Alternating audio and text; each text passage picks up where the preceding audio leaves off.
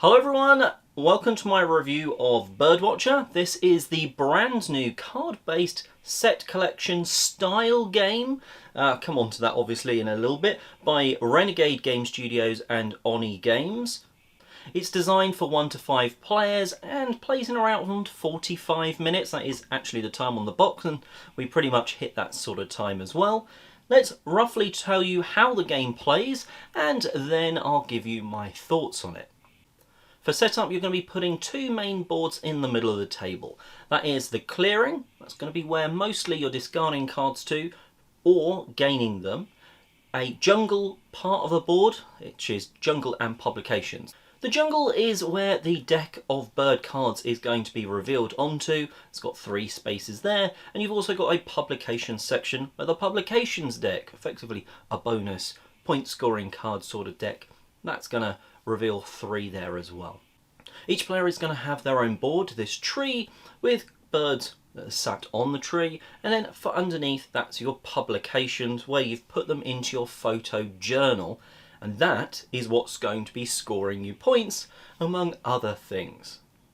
There are 5 main actions that you can take, and you've got 3 action points to spend on your turn. Now 3 of the actions are one-time action points. You can do them 3 times on that turn if you really wanted to, because you can repeat things.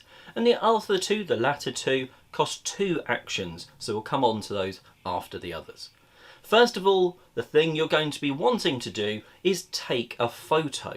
This is meaning a bird from your tree is going to be added to your photo journal. That's where you're scoring points for them if you collect them in sets and everything. So to do that, you have to discard a bird into the clearing, and then you can add another bird to your photo journal.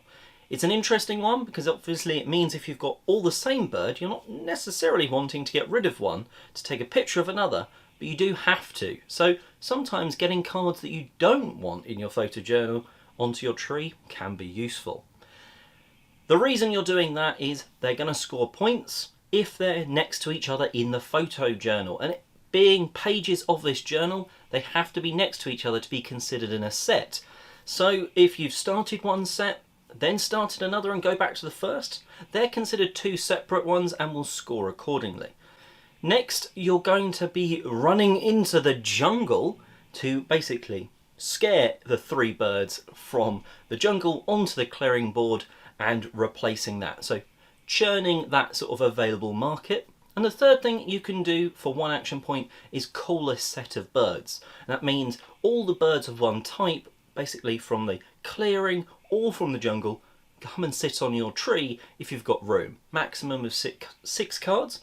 You normally have room for most of them, if you've played your cards right, that is. So I did say there's 2 actions that cost 2 action points, remembering you've got 3 on a turn. Now the first one of them is photo lens. Basically it's take a photo but of a bird on someone else's tree. So it's not always safe just because you managed to get it onto your branches. It's not guaranteed you're going to be able to get it from there into your photo journal before someone else snaps a pic.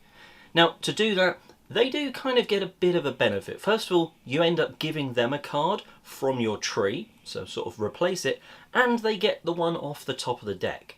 Again, if their tree has room. So you could be sort of unveiling a good card for them that they maybe preferred. Again, that bird is then added in the next sort of space of your photo journal, maybe splitting a set, maybe adding to a set, or whatever. The final thing you can do on your turn is take one of those publication cards. These range from have birds with insects on them as the previous 4 cards and you score points per each, or maybe it's for complete sets wherever they are in your photo journal, or even trickier ones like making the first and the last bird in your photo journal be the same. There's a whole range of them and you're definitely not going to see them all in one game. So overall, that's the things you can do, and you're doing that to basically get birds from the clearing and jungle that you want onto your tree, and then moving some of them down while discarding others back to the clearing to get them into your photo journal. Because at the end of the game, you're going to score for things like the sets of birds, those publication cards, the insects that maybe you've collected along the way, Some of those publications have book symbols. Whoever's got the least amount of those loses some points. Whoever's got the most variety gets bonus points. And those sickle bills, whoever's got those, the most of them, gets bonus points on top of the points that they award normally. So overall, many ways to score points, and you can sort of see why you're collecting the birds in sets. And again, the big twist-ish is that you've got to have them sort of sequentially placed in your photo journal, in terms of not sequentially, they just have to be next to each other. Like the next card needs to be in that same set still, because otherwise you're starting a new one. So first of all, let's talk production, and I really have to compliment the sort of design of the player boards, because it lists all the actions, all the ways to score, the reminder even that 6 cards max on your tree, how many cards you go until the game ends at the bottom, which is when you score points. It's really nice and simple from this one player board. Obviously everyone's got their own. This is in front of you. Everything is there as a reminder. You never need to dive back into the rule book to figure anything out. Even the sort of publication cards, they've kind of got it in symbols, and once you've played a couple of times, those symbols make a bit more sense. But they've also got it all written out of what that sort of card scores you for. So it's really nice and simple because of some of the elements of production to actually just play the game. One thing that distinguishes Birdwatcher from other set collection games, when you're, maybe taking from a central market or something like that, is that sort of 2-staged process of getting them onto your tree and then taking a photo of them. So other players can snipe one of the things that's on your tree that maybe you're going for. It's not necessarily beneficial to them to do that. It could disrupt one of their own sets. But there's certainly that opportunity there. It's like playing with an open hand of cards. Everyone can see what you're going, so it's hard to do any subtle plays around that. First of all, you're putting cards into your photo journal so people can see what card you're going to want. People are then seeing effectively what's in your hand on your tree of what you could be taking a photo of on your next turn and interrupt that. So I think that's quite an interesting part. The other section is the deck of publication cards. Those bonus cards that are just giving you points for different things. Now, it's very interesting. You don't really need them to win a game. You can win with no publication, citation points from publications. And again, that builds on what I said of there's lots of ways to score points, lots of different ways to play, because in one game, I thought I was doing really well. I was scoring decent points for 4 of those publication cards, and lost quite spectacularly in a 2-player game. So it's just interesting the way you do have, despite the overall aim of collecting sets of cards, many different ways to score. Now, there's a couple of additional things you can shuffle into the deck. One of them you always shuffle in, and one you have to with 5 players, but otherwise these birds are optional to shuffle in. The ones that are always in there, let's talk about those because they're more important, they're always involved. They're basically special birds. They score points, or the ones that are really interesting are the nestling birds. Basically, they copy whatever's to the left. Super useful for, finishing a set off, or maybe duplicating another special bird. I kind of wish they were more frequent in the deck. There's like 4 of them that you shuffle into the full deck, and it just feels like that's a really cool thing. And chances are only 1, maybe 2 players in a game are going to get that. And it would just feel cool if maybe everyone had one of those at their sort of disposal. At some point in the game, they could use that card.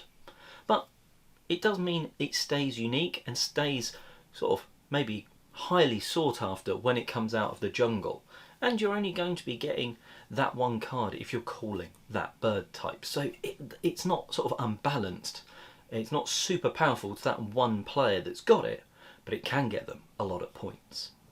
The game feels about the right sort of length. At 2 players, you go for 16 cards, and then that reduces as you add players in, because otherwise the game would just sort of grow in length a lot. So to keep it at that sort of same length, it sort of reduces nicely.